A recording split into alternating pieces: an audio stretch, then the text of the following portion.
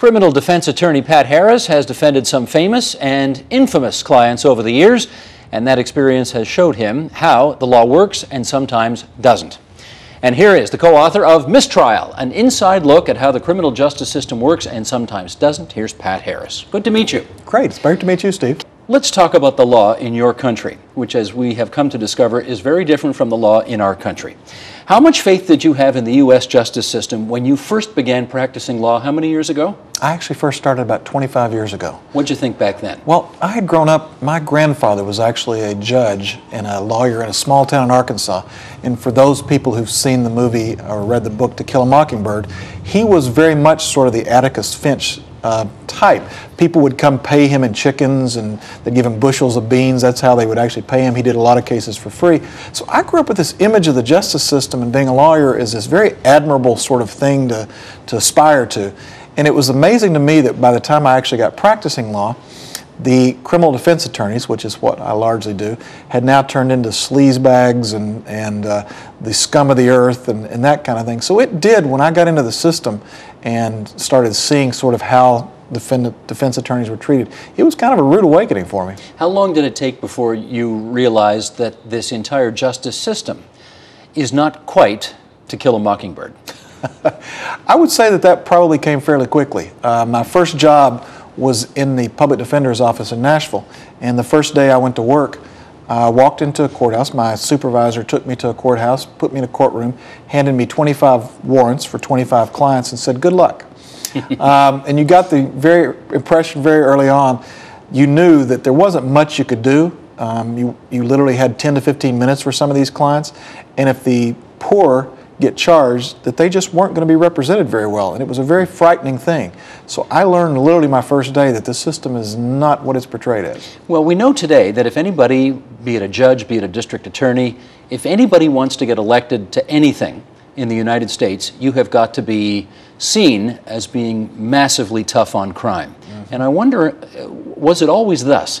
It wasn't always thus. It was started in the late 1960s with Richard Nixon. He garnered some success by going after judges, but the real apex occurred in the election with Michael Dukakis when they ran a commercial. George Bush ran a commercial with a character named Willie Horton, some people may remember, who was a very unsavory looking character, and they ran this commercial repeatedly saying that Michael Dukakis was soft on crime, and they used Willie Horton as an example of a man who had been let out and then gone on to attack somebody after Dukakis had given him a pardon. And that was sort of the beginning when it became so successful, and it actually most people, at least a lot of people, gave credit to that commercial for helping to elect Bush. Then you started seeing politicians repeat it over and over, and it became almost an anthem of that too many politicians and judges are soft on crime.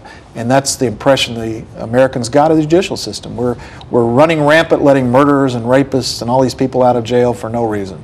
I think the irony of that case was that Dukakis was a Democrat, but the program was brought in by his Republican predecessor. That's exactly right. And he got nailed on it. Yeah, that's exactly right. To what extent do you think that soft on crime is, overwhelmingly a part of U.S. politics today? Oh, I think it's a huge part of it. I talk about in the book that pretty much if any campaign, and even down to the most silly sort of people running for tax assessor, feel the need to run this commercial where it starts off with they're in the backyard with their wife and 3 kids and the 2 golden retrievers, and they're all bouncing around on the nice clean lawn and barbecuing and having a great time, and then the music turns sort of ominous and says, and if we're going to want to keep our children safe, we've got to start locking up these criminals out there who are running loose in the streets, and the judges and the liberal system going on in the courts. And then they show the picture of the candidate standing in front of a jail cell, and the door slams shut with a loud clang. You've seen these ads before. Oh, it's repeated over and over and over. You could almost do them in your sleep.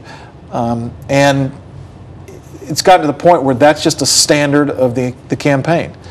Okay, but here's where I come in and say, yes, but we appreciate that you represent defendants more often than not, and people frankly hate crime. I know the statistics say that crime is going down, but one murder's too many, and nobody wants to be in the wrong place in the wrong time, and damn it all, why should we have to put up with criminals?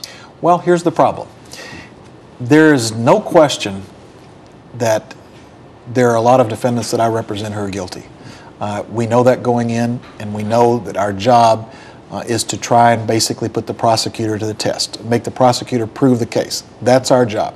The problem we run into is, given what's going on in with our society and the police agencies and this desire to sort of fight crime, a number of people who aren't criminals are getting caught up in the system, getting charged, and we're seeing repeatedly, in fact, it's almost a daily occurrence in the U.S., that you'll open up a newspaper and somebody in somewhere in some state has been released because of DNA evidence that showed they were innocent. But people don't believe that. People believe that if the cops have charged you, you must have done something wrong. And that's the problem we face. On a daily basis, when we go into court, one of the first questions we ask when we're doing questioning the jury is we'll say, my defendant's sitting here, my client's sitting here. Because he's sitting here, do you feel like where there's smoke, there's fire? He must be guilty just because he's here. 25 years ago when I started, you might get a few people who would raise their hand. Now you get 30 to 40% of them will raise their hand and say, oh yeah, if he's here, if the police arrested him, he did something. At the very least, he's some sort of a sleazebag, or he wouldn't be sitting next to you. So it's become ingrained in the system that just because they are there, they're guilty. And it is ironic. It's exactly what you said. It's ironic for us that in an age when every day you're seeing people being let out of jail because they've been proven by DNA to be innocent, that people are coming into courtrooms more convinced than ever that the system is infallible. No, fair enough, but is there any crime any defendant would have committed that even for you says, I understand my role in the justice system and everybody's entitled to a defense, but I can't in good conscience represent you? What I'm about to tell you is going to make a lot of people probably angry. I won't represent people who abuse animals. I just won't.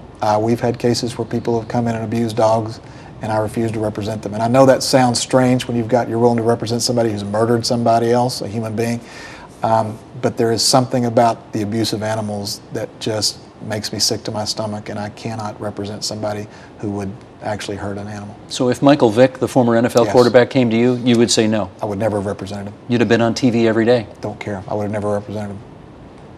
Do you own pets? I do. I have 2 dogs, Lucy and Boomer, and I think that's part of the problem is I don't have children myself, but the 2 dogs are sort of act as my kids, and I'm probably, I've always been a huge dog person, and I just can't see torturing a dog.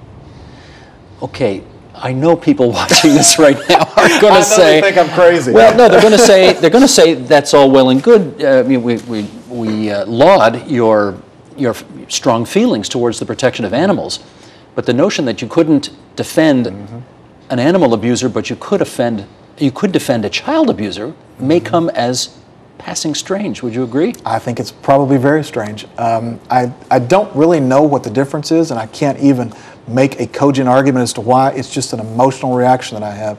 And when you say I can represent a child abuser, for someone like that, if we see the evidence is there that they've represented, that they've abused children, we're not going to get them off. We're not going to send them back on the streets. What we're going to do is what we call, we will provide them a defense, we will provide them, and we will negotiate the best sentence we can negotiate with them. But frankly, under the laws as they are now, the mandatory minimums, they're going to do a lot of time regardless. So it's a little easier to represent someone like that because you know they're going away for a long time, and you're not putting them back on the street, so to speak. So I guess that's my sort of excuse for that.